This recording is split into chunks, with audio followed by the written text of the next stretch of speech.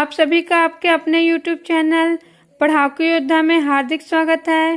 Friends, मैं आप सभी को अभी छत्तीसगढ़ का आधुनिक इतिहास पढ़ा रही हूँ, जिसके अंतर्गत मैं आप सभी को छत्तीसगढ़ में मराठा शासन किस प्रकार से स्थापित हुआ, सबसे पहले जो मराठा शासक हुए बिम्बाजी भोसले, उनसे रिलेटेड जितनी भी इम्पोर्टेंट बातें हैं जो कि एग्जाम में पूछे जा चुके हैं और जो एग्जाम में पूछे जा सकते हैं, इनके बारे में बहुत ही अच्छे से बता चुकी हूँ।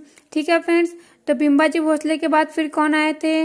वेंकोजी भोसले, जिन्होंने सूबा शासन स्टार्ट किया छत्तीसगढ़ में। तो सूबा शासन के बारे में भी बहुत ही अच्छे से और बहुत ही डिटेल से मैं आप सभी को अपने पिछले वीडियो में बता चुकी हूँ।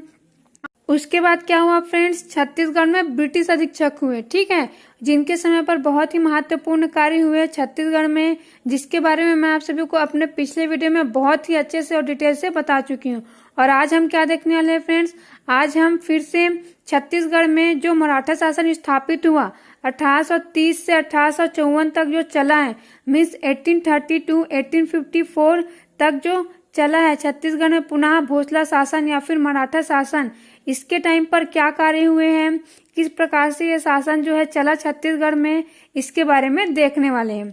ठीक है, तो आप सभी, मैं जितनी भी बातें आपको बताई हूँ, है ना, मीन्स मैंने अपने पिछले वीडियो में जो भी बताया है, अगर उसे नहीं देखा है फ्रेंड्स, तो मैं आप सभी से रिक्वेस्ट करती हूँ कि आप सभी उन वीडियोस को जरूर देखिए। वो बहुत ही ज्यादा इंपॉर्टेंट वीडियोस हैं। उसमें मैं आप सभी को सारे क्वेश्चंस का इंफॉर्मेशन भी दी हूँ कि किस प्रकार से क्वेश्चन एग्जाम में पूछे जा चुके हैं और किस प्रकार के क्वेश्चन एग्जाम में आगे पूछे भी जा सकते हैं। ठीक है फ्रेंड्स, तो प्लीज आप सभी पिछला वीडियो जरूर देखिए, क्योंकि आप सीक्वेंस वाइज से देखेंगे तो आपको ज्यादा अच्छे से समझ में आएगा कि किसके टाइम पर क्या हुआ और किसके बाद कौन आया। और अचानक से अगर आप इसी वीडियो को देख लेंगे तो आप कंफ्यूज हो जाएंगे कि किस प्रकार से ये शासन व्यवस्था चल रही थी छत्तीसगढ़ में। ठीक है, तो एक बार फिर से कहती हूँ, पिछला वीडियो भी जरूर देखिए। चलिए फ्रेंड्स, अब आज का जो टॉपिक है छत्तीसगढ़ में पुनः भोसला शासन 1830 से 1854, ठीक है, इसको अभी हम स्टार्ट करते हैं। तो देखिए फ्रेंड्स, मैं आप सभी को कहाँ तक बताई थी अपने पिछले वीडियो में, मैं आप सभी को छत्तीसगढ़ में जो अंतिम ब्रिटिश अधीक्षक हुए थे, क्या नाम था उनका? Mister Crawford. क्या नाम था? Mister Crawford. ठीक है, जिन्होंने क्या किया, छत्तीसगढ़ का जो शासन था उसको पुनः भोसला शासकों को दिए थे। तो इनके बारे में मैं आप सभी को बताई थी, लास्ट है ना, कैप्टन क्रॉफर्ड के बारे में। तो इनका शासनकाल कब से कब तक रहा था? 1828 से 1830 तक था। ठीक है फ्रेंड्स, जो कार्यकाल है फ्रेंड्स, इसे आप सभी को अच्छे से याद रखना है, इसलिए मैं बार बार आप सभी को बोल के बताती हूँ। ठीक है, तो क्रॉफर्ड का शासनकाल कब से कब तक रहा था? 1828 से 1830 तक रहा था। तो देखिए फ्रेंड्स, मैं आप सभी को जितने भी ब्रिटिश अधीक्षक हुए छत्तीसगढ़ में, इनके सारे कार्य बहुत ही अच्छे से और डिटेल से अपने पिछले वीडियो में बता चुकी हूँ। ठीक है, लेकिन कुछ बातें ऐसी हैं जो कि आज के वीडियो से संबंधित हैं। मीन्स छत्तीसगढ़ में जो पुनः भोसला शासन स्थापित हुआ है ना, इससे रिलेटेड कुछ बातें हैं जो कि आप सभी को जानना जरूरी है ना, जो कि ब्रिटिश अधीक्षकों के टाइम पर हुई थी, जिसे मैं आप सभी को अभी पहले बता दे रही हूँ। तो देखिए फ्रेंड्स, जैसा कि मैं आप सभी को अपने पिछले वीडियो में बता चुकी हूँ कि 1818 से 1830 तक रहा है जो छत्तीसगढ़ में ब्रिटिश अधीक्षक रहे हैं उनका शासन। और ये जो ब्रिटिश अधीक्षक थे, है ना, इनकी नियुक्ति कौन करता था? नागपुर में जो रेसिडेंट थे वो करते थे। ठीक है, एक्चुअली में नागपुर के जो रेसिडेंट है ना, वो छत्तीसगढ़ का शासन संचालन करने के लिए जिस अधीक्षक की या फिर नहीं, जिस अधिकारी की नियुक्ति करते थे, है ना, अधीक्षक नहीं, जिस अधिकारी की नियुक्ति करते थे उसी को कहा जाता था ब्रिटिश अधीक्षक। क्या कहते थे? उस अधिकारी का नाम रखा गया था ब्रिटिश अधीक्षक। ठीक है, तो इस प्रकार से ब्रिटिश अधीक्षकों के माध्यम से 1818 से 1830 तक छत्तीसगढ़ में शासन संचालन किया गया। ठीक है, तो अब देखिए, अब ये जो 1818 में जो शासन स्टार्ट हुआ था, तो किस बेस पर स्टार्ट हुआ था? एक संधि के तहत स्टार्ट हुआ था। ठीक है, क्योंकि देखिए यहाँ पर शासन किसका होना चाहिए था? मराठा का होना चाहिए था, क्योंकि छत्तीसगढ़ जो राज्य है वो किसके अधीन था? मराठों के अधीन था। और ये मराठा शासक कहाँ के थे जो छत्तीसगढ़ में शासन कर रहे थे? ये नागपुर के मराठा शासक थे। कहाँ के थे? नागपुर के मराठा शासक थे। ठीक है, तो होना क्या था? इन्हीं मराठों का शासन होना था, है ना। लेकिन 1818 में क्या हुआ? आंग्ल मराठा युद्ध हुआ, जिसके तहत मराठा जो थे वो पराजित हो गए थे और इनका जो उत्तराधिकारी बचा था, ठीक है, युद्ध होने के बाद, वो कौन थे? रघुजी तृतीय थे, नागपुर से। ठीक है, मैं नागपुर की बात कर रही हूँ, है ना। नागपुर में जो अधिकारी बचे हुए थे मराठा शासकों के, वो कौन थे? रघुजी तृतीय थे। और रघुजी तृतीय जो थे वो अल्पवयस्क थे, मीन्स छोटे थे। ठीक है, वो शासन करने के लायक नहीं हुए थे। इसलिए जो अंग्रेज है उन्होंने क्या किया, जो नागपुर है ना, छत्तीसगढ़ नहीं, जो नागपुर है वहां पर ये एक घोषणा किया कि जो रघुजी तृतीय है जब तक वो वयस्क नहीं हो जाते है ना, मीन्स जब तक वो शासन करने के लायक नहीं हो जाते तब तक ये जो रघुजी तृतीय है ना, इनके प्रतिनिधि के रूप में जो अंग्रेज होंगे वो कार्य करेंगे। मीन्स शासन का संचालन जो है अंग्रेज जो है ये जो रघुजी तृतीय है इनके प्रतिनिधि के रूप में करेंगे। जो भी नागपुर का जितना भी कार्य है उसको, और नागपुर के अधीन जो भी क्षेत्र हुआ है उसके जो भी कार्य है वो ये अंग्रेज या फिर बीटीसी करेंगे। ठीक है, तो इसी के तहत जब नागपुर में इन लोगों ने शासन संचालन स्टार्ट किया तो नागपुर के अधीन ही छत्तीसगढ़ आता था। ठीक है, क्या नागपुर जो था उस समय उसी के अधीन ही छत्तीसगढ़ आता था, इसलिए छत्तीसगढ़ में भी अप्रत्यक्ष रूप से जो अंग्रेज है उनका शासन जो है वो चला था। ठीक है, कब से कब तक, 1818 से 1830 तक। ठीक है फ्रेंड्स, तो इतना आपको समझ में आ गया होगा। तो देखिए अभी मैं आपको क्या बताइए, 1818 में संधि हुआ। किस प्रकार से संधि, कि रघुजी तृतीय जो है जैसे ही वयस्क होंगे उनको शासन दे दिया जाएगा। तो इसी के तहत फ्रेंड्स 13 दिसंबर 1826 ईस्वी को, कब, 13 दिसंबर 1826 ईस्वी को जो अंग्रेज रेसिडेंट थे, है ना, क्या अंग्रेज रेसिडेंट थे नागपुर के, कौन थे उस समय, मैं आप सभी को अपने पिछले वीडियो में नाम बताई थी, जेनकिंस। क्या नाम था उनका, मिस्टर जेनकिंस नाम था। ठीक है, तो ये जो अंग्रेज रेसिडेंट थे, ठीक है, मिस्टर जेनकिंस और जो रघुजी तृतीय थे, इनके बीच 13 दिसंबर 1826 को एक संधि हुआ जिसके तहत जो नागपुर था, है ना, उसका शासन फिर से ये जो रघुजी तृतीय है इनको दे दिया गया। कब दिया गया, 13 दिसंबर 1826 ईस्वी को। अब देखिए ये जो संधि हुआ इसके तहत सिर्फ नागपुर का शासन दिया गया था। ठीक है, इसलिए आप सभी के लिए डेट इंपॉर्टेंट है। कब दिया गया था, 13 दिसंबर 1826 को जो संधि हुआ उसके तहत सिर्फ नागपुर का शासन जो है वो रघुजी तृतीय को दे दिया गया।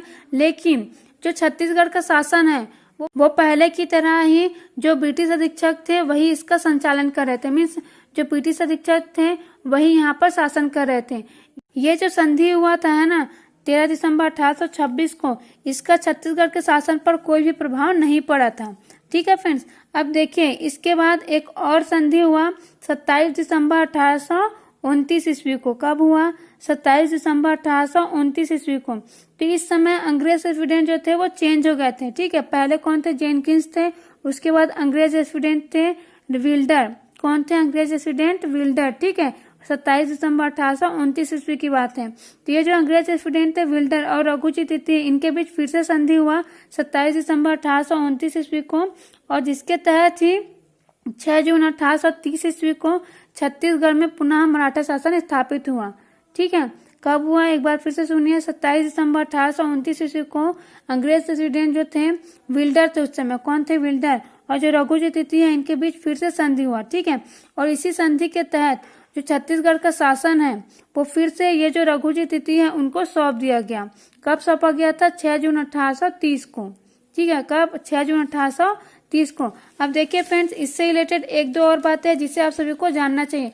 जैसा कि मैं आपको बताई कि जो रेसिडेंट थे, है ना, पहले जब संधि हुआ था तो उस समय कौन थे, रेसिडेंट जेनकिंस थे। उसके बाद जब संधि हुआ तो कौन थे, विल्डर थे। तो देखिए ये जो जेनकिंस है ये 1827 तक रेसिडेंट बने रहे। ठीक है, कब तक, 1827 तक। इसके बाद 12 अप्रैल 1827 ईस्वी को जो विल्डर नाम के एक अंग्रेज थे इनको रेसिडेंट बनाया गया। कब, 12 अप्रैल 1827 को। ठीक है, ये डेट आप सभी के लिए उतनी इम्पोर्टेंट नहीं है, आपके लिए सिर्फ नाम इम्पोर्टेंट है कि जब पुनः मराठा शासन स्थापित हुआ, है ना, छत्तीसगढ़ में। ठीक है, तो उस समय जो अंग्रेज रेसिडेंट थे वो कौन थे, उनका नाम आपके लिए इम्पोर्टेंट है। तो कौन थे, मिस्टर विल्डर थे। डायरेक्टली आप सभी से क्वेश्चन पूछा जाएगा कि छत्तीसगढ़ में जब पुनः मराठा शासन स्थापित हुआ तो उस समय जो अंग्रेज रेसिडेंट थे वो कौन थे, तो कौन थे, मिस्टर विल्डर थे। ठीक है, तो इनका नाम आप सभी याद रखिएगा। और इस समय छत्तीसगढ़ के जो ब्रिटिश अधीक्षक थे वो कौन थे, मिस्टर सैंडिस थे। ठीक है, कौन थे, मिस्टर सैंडिस। मीन्स जब मिस्टर वेल्डर जो है वो रेसिडेंट बने तो उस समय छत्तीसगढ़ के ब्रिटिश अधीक्षक कौन थे, अगर ये पूछा जाता है तो आप सभी को याद रखना है कि उस समय छत्तीसगढ़ के ब्रिटिश अधीक्षक थे सैंडिस। ठीक है, इनका कार्यकाल कब से कब है, 1825 से 1828, किनका, सैंडिस का। ठीक है फ्रेंड्स, अब देखिए एक और बात आप सभी को याद रखना है कि ये जो छत्तीसगढ़ में ब्रिटिश अधीक्षक थे, ठीक है, तो लास्ट कौन थे, मिस्टर क्रॉफर्ड थे। तो ये जो मिस्टर क्रॉफर्ड है, इन्होंने जब 6 जून 1830 ईस्वी को फिर से मराठों को शासन सौंपा, तो इन्होंने किसको दिया था शासन? भोसला प्रतिनिधि कृष्णराव अप्पा को दिया था। ठीक है, छत्तीसगढ़ का शासन किन्हें सौंपा था? भोसला प्रतिनिधि कृष्णराव अप्पा को। अब ये जो शासक होते थे, इनको सूबेदार की जगह जिलेदार कहा जाता था। क्या कहा जाता था? सूबेदार की जगह जिलेदार कहा जाता था।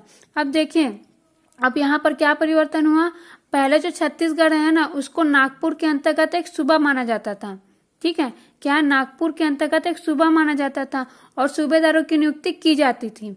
तो अब क्या हुआ, जो नागपुर है ना, नागपुर के अंतर्गत अब छत्तीसगढ़ को एक जिला माना जाने लगा। क्या? जिला। ठीक है, और यहाँ पर सूबेदार की जगह अब जिलेदारों की नियुक्ति की गई। ठीक है, किसकी नियुक्ति की गई? जिलेदारों की नियुक्ति की गई। जैसे कि पहले क्या हुआ था, वेंकोजी भोसले थे। ठीक है, तो उन्होंने सूबा शासन स्टार्ट किया था, तो वो कहाँ रहते थे? वो नागपुर में रहते थे। कहाँ रहते थे? नागपुर में रहते थे। और छत्तीसगढ़ का संचालन यहाँ पर सूबेदारों की नियुक्ति करके भेजते थे, तो यही सूबेदार जो थे वो छत्तीसगढ़ के शासन का संचालन करते थे। तो अब यहाँ पर भी वैसे ही सेम है। जो शासक थे, कौन थे? रघुजी तिर्की, है ना, वो नागपुर के शासक थे वेंकोजी भोसले की जगह, है ना। तो इन्होंने क्या किया, जो छत्तीसगढ़ है इसके शासन संचालन के लिए अब जिलेदारों की नियुक्ति की। मीन्स सूबेदार का नाम हटा करके सिर्फ नाम चेंज कर दिया गया जिलेदार करके, और छत्तीसगढ़ को एक जिला माना गया। ठीक है फ्रेंड्स, तो इस प्रकार से ये जो 6 जून 1830 को मिस्टर क्रॉफर्ड है, इन्होंने शासन को सौंपा पुनः भोसला को, है ना, मीन्स जो मराठा शासक हैं उनको। ठीक है फ्रेंड्स, देखिए आप सभी भोसला और मराठा से कंफ्यूज मत होइएगा जो पहली बार वीडियो देख रहे हैं, क्योंकि भोसला और मराठा एक ही है। ठीक है, मराठा बोले या भोसला बोले एक ही है। जो भोसला है वो मराठा का ही एक उप शाखा है। ठीक है, मीन्स शाखा का ही नाम है। ठीक है फ्रेंड्स, तो देखिए आप सभी जो है अगर पहली बार वीडियो देख रहे हैं तो आप सभी इससे कंफ्यूज मत होइएगा और पिछला वीडियो भी देख लीजिएगा। और जो भी नए बच्चे हैं वो फटाफट मेरे इस यूट्यूब चैनल को सब्सक्राइब कर लीजिएगा, क्योंकि मेरा यूट्यूब चैनल आप सभी के सीजी एग्जाम्स के लिए बहुत ही ज़्यादा इंपॉर्टेंट है और मैं आप सभी को बहुत ही डीपली पढ़ा रही हूँ। क्योंकि अब प्री वाला जो एग्जाम होता है ना, पीएससी का हो या फिर व्यापम का, अगर आप कोई ऑफिसर लेवल का कोई भी एग्जाम देते हैं तो उसमें डीपली क्वेश्चन ही पूछा जाता है। ठीक है, इसलिए मैं आप सभी के लिए डीपली ही पढ़ा रही हूँ। ठीक है फ्रेंड्स, तो फटाफट मेरे इस वीडियो को लाइक कर दीजिए और जो नए बच्चे हैं वो सब्सक्राइब कर लीजिए। तो देखिए मैं आप सभी को क्या बता रही थी कि ये जो 6 जून 1830 को जो कैप्टन क्रॉफर्ड थे, इन्होंने जो भोसला प्रतिनिधि थे कृष्णराव अप्पा, इन्हीं को ही छत्तीसगढ़ का शासन सौंपा, जिसने क्या कहा जाता था? जिलेदार कहा जाता था। क्या कहा जाता था? जिलेदार। ठीक है, तो इस प्रकार से ये जो कृष्णराव अप्पा है वो छत्तीसगढ़ के प्रथम जिलेदार हुए और ये भी इम्पोर्टेंट है। ठीक है, डायरेक्टली पूछा जाएगा छत्तीसगढ़ के प्रथम जिलेदार कौन थे? तो कृष्णराव अप्पा जी। और एक और इम्पोर्टेंट बात मैं आप सभी को बता रही हूँ, शायद कोई भी आपको नहीं बताएगा, कि जब ये जो शासन फिर से सौंपा गया है ना, देखिए उस समय अंग्रेजों का शासन चल रहा था पूरे छत्तीसगढ़ में, पूरे भारत में, है ना, छत्तीसगढ़ नहीं, पूरे भारत में अंग्रेजों का शासन जो है वो बढ़ते क्रम में था। ठीक है, तो अंग्रेज जो थे वो कहीं पर भी मतलब छोड़ने के लिए तैयार नहीं थे, किसी भी जगह का शासन छोड़ने के लिए तैयार थे नहीं। लेकिन यहाँ पर कैसे सौंप दिए पुनः, है ना। तो उस समय थे governor general Lord William Bentinck. कौन थे? भारत के गवर्नर जनरल, और ये पहले गवर्नर जनरल है भारत के, है ना। अगर आपने भारत के इतिहास को भी पढ़ा होगा तो आपको पता होगा कि जो भारत है उसका पहला जो गवर्नर जनरल हुआ था वो कौन हुआ था? Lord William Bentinck. तो ये जो लॉर्ड विलियम बेंटिक था ना, ये थोड़ा सा उदार प्रवृत्ति का था। ठीक है, क्या था? उदार प्रवृत्ति का था।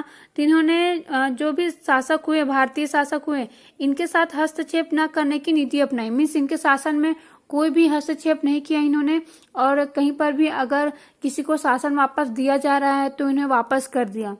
ठीक है, तो इसी के तहत ही फ्रेंड्स, मीन्स ये जो शासक हुए ना लॉर्ड विलियम बेंटिक, तो इनकी उदार प्रवृत्ति के कारण ही जो रघुजी तिर्की भोसला शासक थे, इनको उनका शासन वापस मिल गया था। ठीक है, तो आप सभी ये बात याद रखिएगा कि जब छत्तीसगढ़ फिर से पुनः शासन स्टार्ट हुआ, मीन्स छत्तीसगढ़ में जब पुनः भोसला शासन स्टार्ट हुआ या फिर मराठा शासन स्टार्ट हुआ, तो भारत के गवर्नर जनरल कौन थे? लॉर्ड विलियम बेंटिक थे। ठीक है, कौन थे? लॉर्ड विलियम बेंटिक थे। अगर आप कभी भी पढ़ते हैं फ्रेंड्स छत्तीसगढ़ का इतिहास, तो इसको जो भारत का इतिहास है उससे रिलेट करते हुए ही पढ़े, क्योंकि अगर आप कुछ क्वेश्चन पेपर्स उठाएंगे तो आपको पता चलेगा कि छत्तीसगढ़ का जो जीके रहता है ना, उसमें भारत का जो कुछ भी हुआ है, मीन्स भारत में अगर कोई भी घटना हुई है तो उस समय जो नेता हुए हैं सेंट्रल लेवल के, या फिर सेंट्रल लेवल के जो भी गवर्नर जनरल हुए हैं उससे रिलेटेड क्वेश्चन भी जोड़ करके पूछ दिया जाता है। ठीक है, तो इसलिए आप सभी को ये सारी बातें याद रखना है। ठीक है फ्रेंड्स, तो इस प्रकार से ये जो प्रथम जिलेदार हुए वो कौन हुए, कृष्णाराव अप्पा हुए। ठीक है, इसी प्रकार से फ्रेंड्स छत्तीसगढ़ में टोटल 8 जिलेदार हुए हैं। कितने जिलेदार हुए हैं? टोटल 8, और इन सभी का नाम आप सभी को याद रखना है। ठीक है, डायरेक्टली पूछा जाएगा कि इनमें से कौन सा जो था वो छत्तीसगढ़ का जिलेदार नहीं था, है ना, तो इसलिए आप सभी को इनका नाम पता होना चाहिए। तो कौन कौन से थे जिलेदार?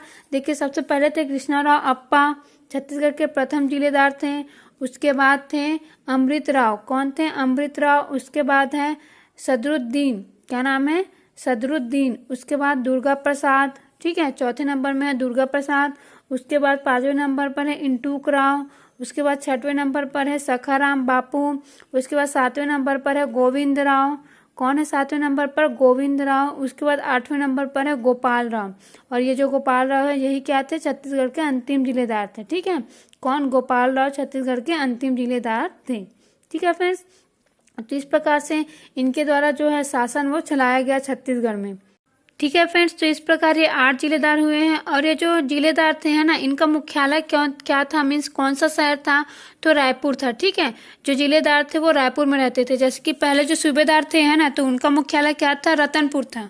ठीक है, डायरेक्टली पूछा जा सकता है कि जो सूबेदार थे उनका मुख्यालय क्या था छत्तीसगढ़ में? तो रतनपुर था। मीन्स कौन सा शहर था? तो रतनपुर था। लेकिन जो जिलेदार नियुक्त हुए बाद में, है ना, तो इनका जो मुख्यालय है वो रायपुर बन गया था, क्योंकि जो रायपुर है उसे छत्तीसगढ़ की राजधानी बना दी गई थी 1818 में। इसलिए ये जो रायपुर है वही जो जिलेदार हुए उनका मुख्यालय बन गया था। ठीक है, अब आगे मैं आप सभी को ये जो रघुजी तृतीय जब नागपुर के शासक बने हैं ना, पुनः 1830 से 1854 तक इनका शासन रहा, तो इनके समय पर कुछ कार्य हुए। ठीक है, जिनका जो प्रभाव है वो छत्तीसगढ़ में भी पड़ा। मीन्स छत्तीसगढ़ में भी इनके द्वारा जो भी कार्य करवाया गया इसके बारे में मैं आप सभी को बता रही हूँ, क्योंकि ये बहुत ही इंपॉर्टेंट है और डायरेक्टली क्वेश्चन पूछा जाता है कि रघुजी तृतीय के टाइम पर कौन सा कार्य हुआ है। ठीक है, या फिर कार्य दे दिया जाता है और पूछा जाता है कि ये कौन से शासक के टाइम पर हुआ, मीन्स कौन से मराठा शासक के टाइम पर हुआ है। तो देखते हैं कि रघुजी तृतीय के द्वारा कौन कौन से कार्य छत्तीसगढ़ में किए गए हैं। तो सबसे पहला है सती प्रथा का उन्मूलन। ठीक है, तो आप सभी को पता होगा, अगर आपने छत्तीसगढ़ का इतिहास पढ़ा होगा तो, कि जो लॉर्ड विलियम बेंटिक है ना, इनके टाइम पर ही छत्तीसगढ़ में जो सती प्रथा है उसका अंत किया गया था। जो राजा राम मोहन राय जी थे, ठीक है, उनके प्रयासों से ही जो लॉर्ड विलियम बेंटिक है उन्होंने क्या किया था, 1829 ईस्वी में सती प्रथा का अंत करने का घोषणा किया था। ठीक है, तो देखिए ये जो छत्तीसगढ़ राज्य है यहाँ पर सती प्रथा का उन्मूलन कब हुआ, अगर ये पूछा जाता है तो सितंबर 1831 ईस्वी में। देखिए यहाँ पर क्या हुआ था कि जो छत्तीसगढ़ राज्य है ना, यहाँ पर भी जो भारत है वहाँ के अन्य क्षेत्रों के भांति ही जो सती प्रथा है वो विद्यमान थी। ठीक है, तो क्या किया, जो ब्रिटिश रेसिडेंट थे उस समय, उन्होंने नागपुर के राजा से, मीन्स जो रघुजी तृतीय है, उनसे आग्रह किया कि वो इस और थोड़ा सा कुछ कार्य करें और ये जो प्रथा है इसको खत्म करें। तो इस हेतु जो राजा है ना, इन्होंने सितंबर 1831 को एक आदेश पारित किया, जिसके तहत ही जो छत्तीसगढ़ राज्य है यहाँ पर सती प्रथा का उन्मूलन हुआ।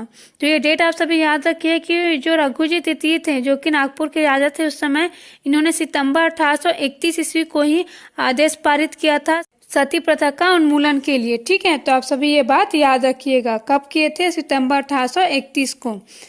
अब आगे देखते हैं अगला कार्य इनका। अगला कार्य था ठगों और डाकुओं का उत्पात हुआ था। ठीक है, तो ये जो ठग थे और जो डाकू थे, ठीक है, इनकी समाप्ति के लिए भी बहुत ही कार्य किया गया और लगभग 1830 ईस्वी तक इनका पूर्णतः अंत कर दिया गया।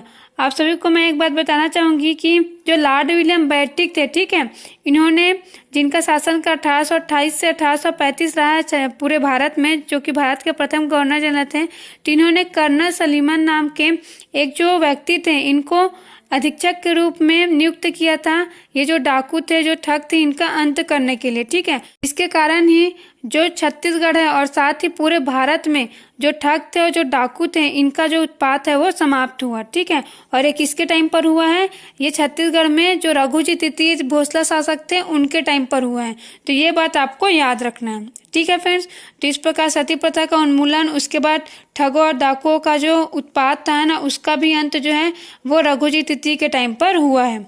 अब आगे देखते हैं फ्रेंड्स, इनके समय पर एक और इम्पोर्टेंट कार्य हुआ है उसके बारे में। तो देखिए फ्रेंड्स, छत्तीसगढ़ में जो बस्तर वाला एरिया है, ठीक है, इसके साथ ही करौंद करके जो एरिया पड़ता है, कालाहांडी है ना, इसमें नर बलि प्रथा प्रचलित था, ठीक है, तो उस पर भी रोक लगाया गया। सामान्यतः फ्रेंड्स जो नर बलि प्रथा है वो लुक छिप कर ही की जाती थी, ठीक है, इसके बारे में कोई भी साक्ष्य इसलिए ही नहीं मिलते। लेकिन एकमात्र साक्ष्य मिला है अभी तक, मीन्स एकमात्र अभिलेख मिला है, जो कि छिंदक नागवंश के राजा मधुरांतक देव का जो राजपूत ताम्रपत्र है वही है, ठीक है। तो ये बहुत ही इंपॉर्टेंट है क्योंकि एकमात्र ये साक्ष्य है। कौन सा साक्ष्य है? छिंदक नागवंश के जो राजा थे मधुरांतक देव, और वे छिंदक नागवंशी शासक कहाँ के थे? ये बस्तर के शासक थे, ठीक है।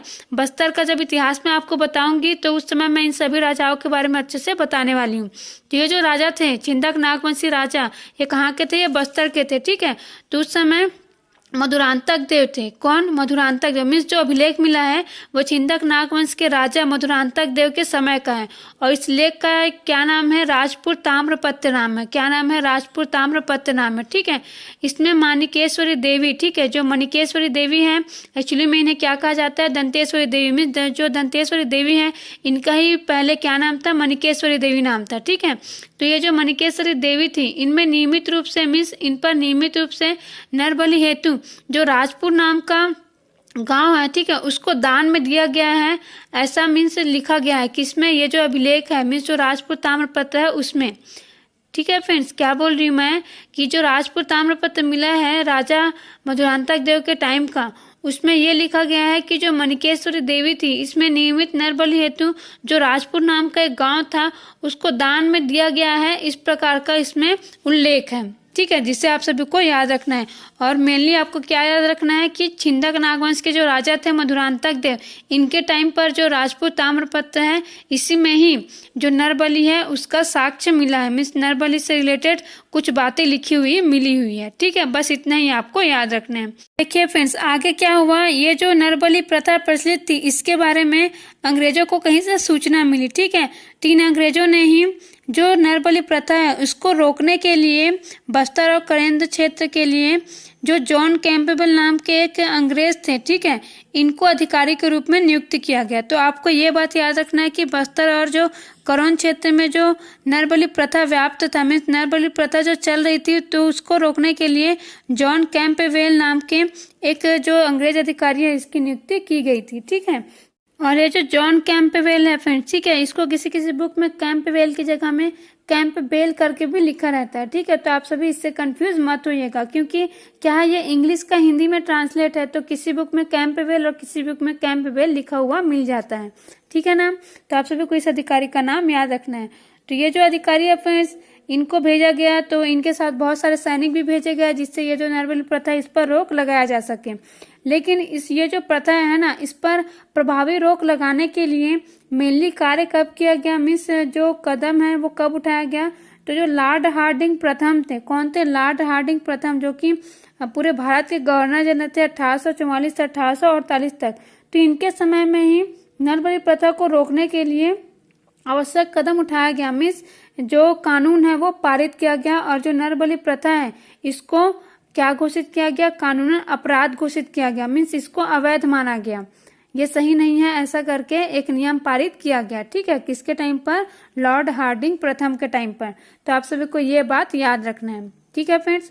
तो आप सभी को मैं जितना बताई हूँ, कौन कौन सा बताई? सती प्रथा का उन्मूलन, ठगों डाकुओं का उत्पात जो हुआ था उसका अंत, और साथ ही बस्तर और जो करौंद में नरबलि प्रथा पर जो रोक लगाया गया है ना, तो किसके टाइम पर ये घटनाएं हुई है, ऐसा करके क्वेश्चन पूछा जाएगा छत्तीसगढ़ में।